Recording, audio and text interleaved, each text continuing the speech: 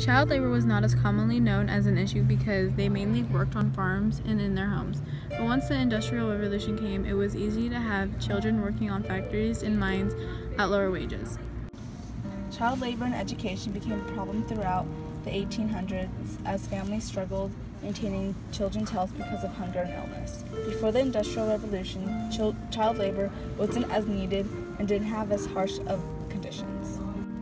Kids became extremely sick because they were breathing in coal dust for very long hours, and if they injured themselves and couldn't work, they would be fired and replaced immediately. Children were much smaller than adults, and thus they worked in small spaces where adults couldn't fit.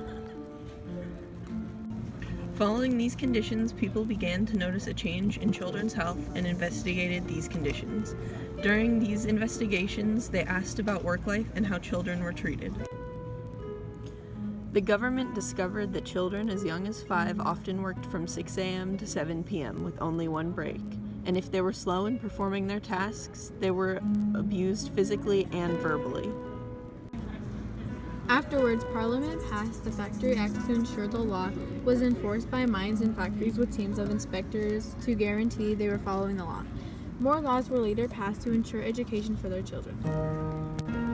Before these laws, children were not provided the proper education they needed. Children worked and begged on the streets to help support their families.